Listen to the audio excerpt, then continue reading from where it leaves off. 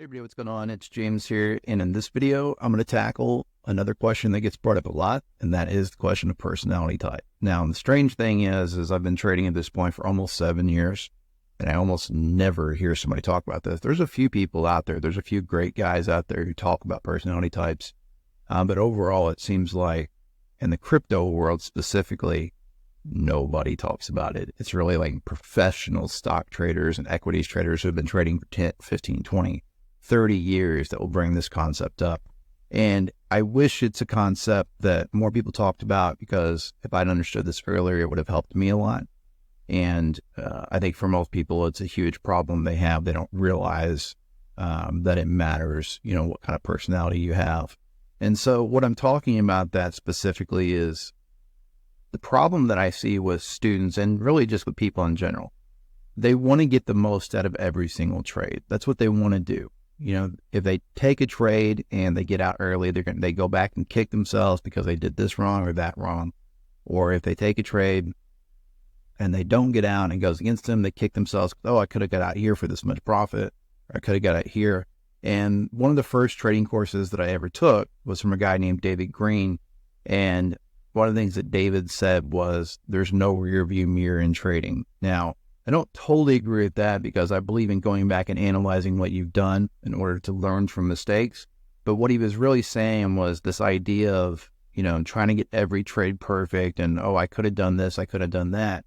You're never going to get them perfect, ever. That's just the name of the game. I shouldn't say never. Once in a while, you just nail something perfectly, but it's very rare. So what I mean by personality type is there's essentially, we're going to focus on two. Right? You can get real detailed with this, but there's really two that you need to be aware of. Are you somebody that is capable of getting into a trade? For example, let's say that you're looking at this weekly Bitcoin chart. And let's say that you got into a trade right here, okay? Are you somebody that's capable of putting a stop loss on that trade and riding that until a sell signal comes in, or until you see reasons for getting out of a trade? Wouldn't necessarily had to wait for the sell signal, because by the time the sell signal came in, it would have been down around $40,000 to $45,000. But maybe you saw something up here that said, hey, I should get out. Are you capable of riding that trade? Or are you somebody that every time this has a little pullback, or even a big pullback like here, are you somebody that's going to close that trade early and shoot yourself in the foot? Some people will say, well, I took a trade here and I made 2R and I got out, and it kept going without me. I'm such an idiot. No, you're not. If your trade plan is a 2R trade plan, that was the correct thing to do. It doesn't matter that it kept going up without you. It could have just as easily turned down and went to 0. All right. So what you have to understand is, which are you? Are you somebody that wants to ride your trades? If so, you should be riding most of your trades and accepting that sometimes you're going to get into a trade. Let's go over here somewhere. Like, let's say you got into this one. You were up. You would have been up, quite a bit, actually, $10,000, $20,000 per Bitcoin. But if you rode this trade, you would have been stopped out. It would have been up and then come back down and stopped you out. So if you're going to ride trades, if you're that kind of person that has really strong nerves, then just realize that sometimes you're going to get these great big winners, but you're also going to have a lot more losers, because you're not locking in profits even when you're up. Unless there's pivots and things, you're not locking the profit. So a lot of times what's a winning trade will end up turning into a losing trade. And that's perfectly fine. An example of somebody that had nerves of steel is Richard Dennis, somebody that I talk about quite a bit. The guy behind the turtle experiment, back 40 years ago. Richard Dennis, the numbers say that he lost as many as 90% of his trades. And so it sounds insane, but you have to understand that that's because he didn't take small wins. Richard Dennis was going for home runs. And not only that, Richard Dennis did something called pyramiding, where when he was actually up on a trade, he'd add more and more and more and get bigger and bigger and bigger position sizes, which I don't personally do, because what it does is it raises your cost average. And so you could end up, Michael Saylor is a good example of this, actually. I don't like Michael Saylor, but what he did with Bitcoin was he kept buying more and more Bitcoin as it went up. Now, it came back to bite him in the rear end, because in his case, he's not a trader. He's just blindly buying Bitcoin. and it went down, and he ended up being actually underwater. He had started his position early on, he had an average cost basis around like $10,000, which was insane, right? Amazing cost average. But because he kept buying on the way up, his cost average went up to around $30,000. And at one point he was down 50%. He was just like, oh, I'll just hodl this, and right now it's looking like it might work out for him, but that's a really terrible trade plan. Absolutely no risk management at all. Hey, we're willing to bet the farm on this. Okay. Richard Dennis had stop losses, and so he'd be adding to it. His position size would be growing and his cost average would be growing, and sometimes it would pull back and stop him out. That's why he lost as much as 90% of the time. But when he was right, he would have these absolutely massive positions that would make ridiculous returns. His average return in the 80s, if you average it out over about 6 years, his average return was almost 900% per year. And so that's how he was able to turn, I think it was $400 into $350 million doing that. I don't do that, not because I think it's a bad idea, but because I don't have a personality type that is going to be able to handle losing 90% of the time. That's really scary stuff. All right. But if you're the personality type that you do have strong nerves, by all means, I would say, I can't prove this, I've never went that deep with it. You'd have to analyze all thousands and thousands of markets, I guess. I would say people that have good nerves like this probably make more money than people who are skittish. Okay. But that's not to say you can't make money as a skittish trader, because I'm a skittish trader. I tend to be somebody that I don't like to ride trades. I like to lock in my profits. And when I leave my desk, I like to know that my money is sitting in good old US dollars. Now some people are going to laugh at that and be like, oh my God, US dollars are a scam. I don't want to hear any of that stuff. Look, the day the US dollar collapses, it doesn't matter, right? Nothing else matters, because everything is going to collapse. At least in the current time. Now in the future that may change, big changes may happen. But right now, if the US dollar collapsed and became worthless, it really wouldn't matter, because, what are you going to do? The entire economy is going to just crumble. So I like to keep my money in US dollars. And I specifically like to keep my money in US dollars that are on brokers, because it's insured, right? It's either FDIC insured on some sites, depending on the site. Other sites, they have, it's SIPC, I think it is. It's an insurance that covers up to $500,000. And I don't have more than $500,000 on any one site. So I'm good, right? I'm covered by that insurance. I guess if you get to the point where you have millions and millions and millions of dollars, you probably have to look at, doing something different, because obviously you can't just be covered by simple insurance like that. FDIC insurance, like a Robinhood, goes up to, I think it's $2.5 million. After that, I don't know what you do. I don't have that problem yet. But so that's one trade type. The other trade type, like I said, is a person that takes 2R. Now here's the benefit, the real benefit to 2R trading, or 3R, 4R, whatever you decide. 2R is the most common. 2R trading is amazing, because when you get into a trade, hypothetically, let's say I got into a trade here, right there. Let's say that I know that I'm super nervous, I'm super skittish, not quite this skittish, but let's say that I'm super skittish and I'm just terrified of watching that chart, and every time it starts to go against me, I'm likely to close that trade. Okay, there's an easy solution to that. If I'm trading 2R, I get into my trade. Let's say my stop loss in this case was $1,149. So we'll do that, $1,149, close enough, right? My target's 2R, so I pull this green box up until it says 2. So there we are. That says that my profit target is $7,447. So if I take a long here, I put a stop loss here on the site that I'm trading on. I put a take profit order here. I make it what's called a one cancels the other, which means if one hits, it automatically closes the other order. And I walk away. I don't look at it. If I know that I'm super nervous and I'm likely to screw that trade up by micromanaging it, I just don't look at the trade.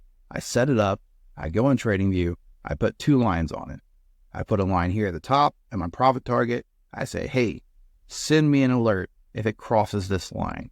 I put another horizontal line at the bottom of it. I say, hey, send me an alert if it crosses this line. And once I get an alert, that's when I go back and look at the chart. And by doing that, you're not going to micromanage that trade. If you know that you are likely to micromanage your trade, and if you're likely to close that trade for no reason other than you're nervous, you shouldn't be watching the chart. You should ignore the chart until one or the other is hit. And when one or the other is hit, Then you can go in and take a look. Did I win or did I lose? And also you can take a look and make sure that one order got canceled by the other order so that you don't have an open order out there that you don't know about. But that's what I'm talking about with personality type. It is critical to understand this because I've talked about it in the past. I'm not going to go into this video because I don't want it to be too long.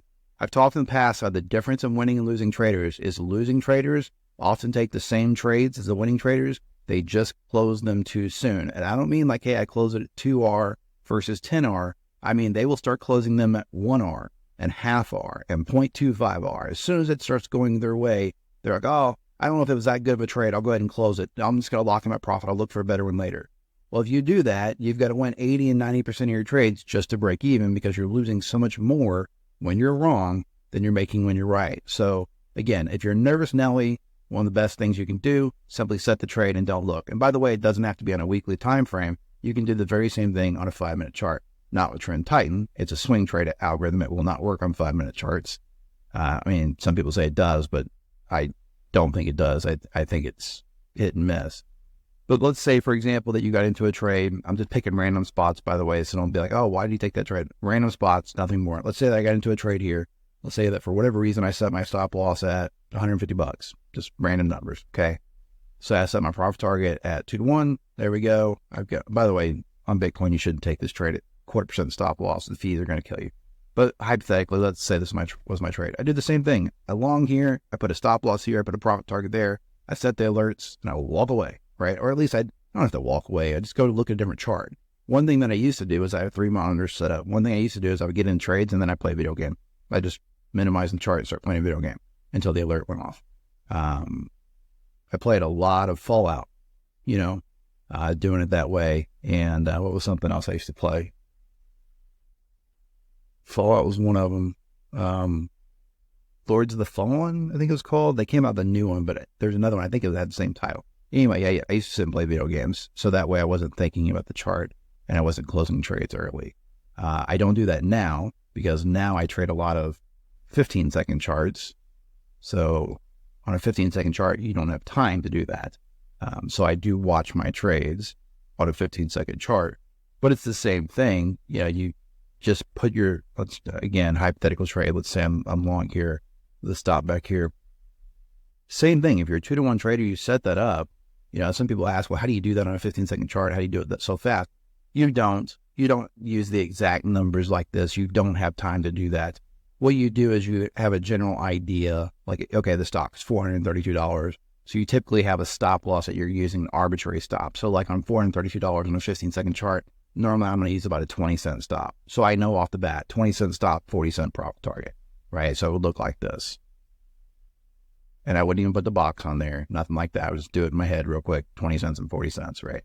So you set that, and then, I use what's called Thinkorswim. It has like a grid type of thing on the side of it, and you can literally click, sell for a profit at this price, and then you can click down below, and it does what's called a bracket order, and it puts these brackets, one at the top price, one at the bottom price, and when one is hit, it automatically cancels the other one. And that's the way it works, because I am a nervous Nelly. I'll often do the 2-to-1s.